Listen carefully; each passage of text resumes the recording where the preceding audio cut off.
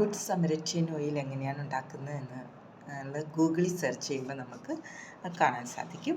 അതിനായിട്ട് നമുക്ക് 5 essential oil ആവശ്യമാണ്. പിന്നെ കാരിയർ ഓയിലും. എസെൻഷ്യൽ ഓയിൽസ് ക്ലവ് എസെൻഷ്യൽ ഓയിൽ അത് 2.03 ml നമ്മൾ എടുക്കണം. Eucalyptus essential oil 2.03 ml. Lemon essential oil 2.03 ml. Rosemary essential oil 2.03 ml. Lastly, cinnamon essential oil അത് 1.01 ml. ഇതെല്ലാം കൂടി ഒരു ഗ്ലാസ് ബൗളിനകത്ത് എടുത്ത് വുഡൻ സ്പൂൺ വെച്ച് നമ്മൾ നന്നായിട്ട് അത് മിക്സ് ചെയ്യണം. അതിനുശേഷം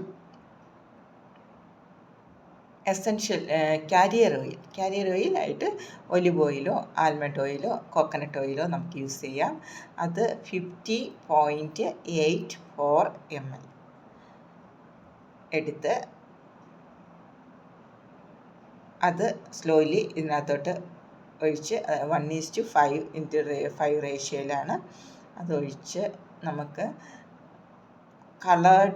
കളേർഡ് ഗ്ലാസ് ബോട്ടിലിനകത്ത് തൊഴിച്ച് കൂൾ ഡ്രൈ പ്ലേസിൽ നമുക്ക് സൂക്ഷിക്കാം.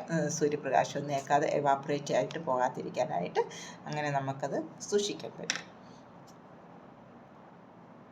ഇനി അതിൻ്റെ ഉപയോഗം അത് ഉപയോഗിക്കുന്നതിന് മുമ്പായിട്ട് പാച്ച് ടെസ്റ്റ് ചെയ്ത് നോക്കണം. നമ്മുടെ ഫോറാമിൽ ഒരു ഡ്രോപ്സ് എടുത്ത് അന്ന് അപ്ലൈ ചെയ്ത് കഴിയുമ്പം അവിടെ എന്തെങ്കിലും റെഡ്നെസ്സോ അങ്ങനെ എന്തെങ്കിലും കാണുവാണ് ഒരു 20-25 മിനിറ്റിനുള്ളിൽ അത് റെഡ്നെസ് അങ്ങനെ എന്തെങ്കിലുമൊക്കെ കാണുവാണെങ്കിൽ നമ്മളത് ഈ കാരിയർ ഓയിൽ ഏത് കാരിയർ ഓയിലാണ് യൂസ് ചെയ്ത് അത് കുറച്ചുകൂടി ഒഴിച്ച് കൂടുതൽ ഡൈല്യൂഷൻ ആവശ്യമാണെന്നാണ് ഒരു അർത്ഥം. എന്നിട്ട് ആ റെഡ്നെസ് വന്ന ഭാഗം നന്നായിട്ട് വെള്ളം ഒഴിച്ച് കഴുകിയാൽ മതി. വേറൊരു കുഴപ്പവും ഉണ്ടാകത്തില്ല. പിന്നെ ഇത് അപ്ലൈ ചെയ്യുന്ന ടെമ്പിൾസ് നമ്മുടെ ഇവിടെ അപ്ലൈ ചെയ്യാം. സോൾ ഓഫ് ദി ഫീറ്റ് നമ്മുടെ കാലിൻ്റെ അടിയിൽ നമുക്ക് അപ്ലൈ ചെയ്യാൻ പറ്റും. നെക്കിൽ, വയറിൽ, ഇയർ ലോബ്സിനകത്ത് നമുക്ക് അപ്ലൈ ചെയ്യാം. Behind the ear, armpits, other joints എല്ലാം നമുക്ക് ഇത് അപ്ലൈ ചെയ്യാനായിട്ട് സാധിക്കും. അതേപോലെ തന്നെ എയർ ഡിഫ്യൂസർ യൂസ് ചെയ്യുന്നവരാണെങ്കിൽ അതിനകത്ത് ഈ എസെൻഷ്യൽ ഓയിൽ ഒരു 1-2 ഡ്രോപ്സ് ഒഴിച്ച ശേഷം അതാണെങ്കിൽ എയർ പ്യൂരിഫിക്കേഷനായിട്ട് യൂസ് ചെയ്യാൻ പറ്റും. അതേപോലെ തന്നെ എന്തെങ്കിലും മഹാമാരിയുടെയൊക്കെ സമയത്താണെങ്കിൽ നമുക്ക് വെള്ളം തിളപ്പിക്കുമ്പോൾ അതിനകത്ത് ഒരു 1-2 ഡ്രോപ്സ് ഒഴിക്കുകയാണെങ്കിൽ അതിങ്ങനെ പ്രദേശം ആ റൂമൊക്കെ നമുക്ക് ഇതായിട്ട് എയർ പ്യൂരിഫിക്കേഷന് വേണ്ടിക്ക് അങ്ങനെ നമുക്ക് യൂസ് ചെയ്യാം. അല്ലെങ്കിൽ എയറിൽ ഇത് സ്പ്രേ ചെയ്യും. നമ്മളിരിക്കുന്ന റൂമിലും അങ്ങനെയുള്ള പരിസര പ്രദേശങ്ങളിലൊക്കെ നമ്മുടെ വീട്ടിലത് സ്പ്രേ ചെയ്യാൻ സാധിക്കും. ഈ ഓയിൽ 15th സെഞ്ച്വറിയിലാണ് ഈ ഓയിൽ യൂസ് ചെയ്യാൻ തുടങ്ങിയത്. ബർബോൺ പ്ലേഗ് ഡെത്ത് അത് പടർന്നു പിടിച്ചു കഴിഞ്ഞപ്പം ഈ ഓയിൽ യൂസ് ചെയ്യാൻ തുടങ്ങി.